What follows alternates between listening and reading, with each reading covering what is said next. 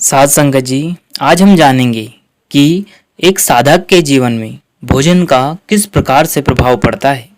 देखिए, इस संसार में कई प्रकार के भोजन बनाए जाते हैं और कई प्रकार के भोजन भी होते हैं, लेकिन मुख्य रूप से हम जानेंगे कि दो प्रकार के आहार यानी भोजन बताए गए हैं। पहला है मांसाहारी और दूसरा है शाकाहारी। देखिए, जब साधक नामदान लेने के लिए जाता है या मन में इच्छा होती है तो सबसे पहला नियम उसके आगे यही बताया जाता है कि आपके जीवन में जो भी आप भोजन करते यानी आहार लेते हैं उसमें आपको मांसाहारी भोजन का त्याग करना है। देखिए, मांसाहारी भोजन हमारे मन को हावी कर देता है हमारी आत्मा पर, और आत्मा किसके वशीभूत हो जाती है? मन के। अब जब मन लगेगा ही नहीं तो आत्मा की मुक्ति कैसे हो पाएगी? साथ संगत जी, तो वीडियो में अंत तक जरूर बने रहिएगा, और अगर वीडियो पसंद आए तो लाइक कीजिएगा, शेयर कीजिएगा और चैनल को सब्सक्राइब करके बेल आइकन को प्रेस कर ले, जिससे कि आपको बाबा जी के ऐसे ही वीडियो मिल सके जी। तो चलिए हम चलते हैं आगे। साथ संगत जी, देखिए, एक साधक जो होता है जब नामदान की इच्छा लेकर संत सदगुरु की शरण में जाते हैं तो उनके आगे कुछ नियम व शर्तें भी रखी जाती है। उनमें एक शर्त होती है मांसाहारी भोजन का त्याग करना। देखिए, बहुत सारे व्यक्ति ऐसे रहते हैं जो शाकाहारी भोजन करना पसंद नहीं करते, वह मांसाहारी भोजन करते हैं।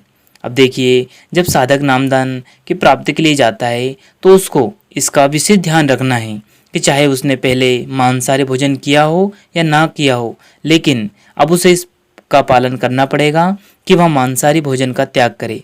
अब इससे होता क्या है हम जान लेते हैं। देखिए, सबसे पहले तो मांसाहारी भोजन में आता क्या क्या है। देखिए, मांस, मछली, अंडे आदि ऐसे पदार्थ जो कि इनसे बने होते हैं, यह सभी मांसाहारी आहार में आते हैं। अब हम जानेंगे कि देखिए यह होते क्या है। मांसाहारी भोजन उसे कहा जाता है जो एक जीव की हत्या करके हम उसे भोजन के रूप में खाते हैं। देखिए, बहुत सारे व्यक्ति ऐसे होते हैं जो इस भोजन का बड़े ही आनंद से आरोहण करते हैं। देखिए, ईश्वर ने हमारे लिए संसार में बहुत प्रकार के शाकाहारी भोजन बनाए हैं। अगर हम उनका सेवन करेंगे तो हम मालिक भी खुश रहेगा और हमारा मन भी, हमारे विचार भी बहुत पवित्र रहेंगे, जो कि हमारी रूहानी तरक्की में हमारी मदद करेंगे।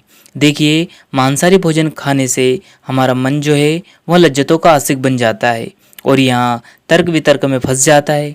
क्या अच्छा, क्या बुरा, क्या भला, क्या इनकी बिल्कुल भी फर्क नहीं कर पाता है, क्योंकि इसका आत्मविश्वास और आत्मसंयम टूट सा जाता है। इसका जो मनोबल है वह टूट जाता है और यह बुद्धि को हर लेता है।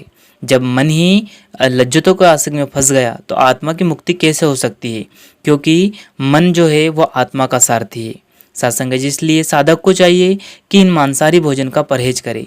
देखिए, ईश्वर ने शाकाहारी भोजन जैसे कि अनाज, दूध, दाल, दही, फल, सब्जियां आदि सबसे निचली जोनी में रखी है। देखिए, इनको हमारे करने से इतने कर्म नहीं चढ़ते।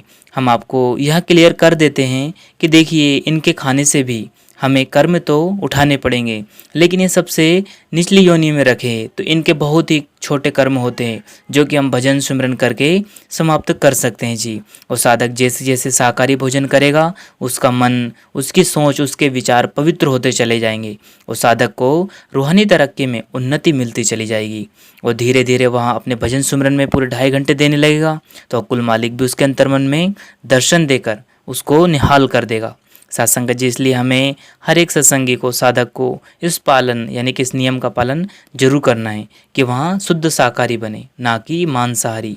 अब तक आपने अगर मांस का सेवन किया भी है तो आप जी के चरणों में विनती है आगे आप शाकाहारी बने, शुद्ध भोजन करें। ध्यान रखें, शुद्ध शाकाहारी भोजन का भी हमें कर्म चुकाना पड़ेगा, तो फिर मांसाहारी तो एक जीव की हत्या है, हमें कितना बोझ उठाना है। इसलिए आपको इस बात का विशेष ध्यान रखना है, शुद्ध शाकाहारी भोजन करें और भजन सिमरन करते रहे ताकि इसका जो बोझ है वो भी समाप्त हो जाए।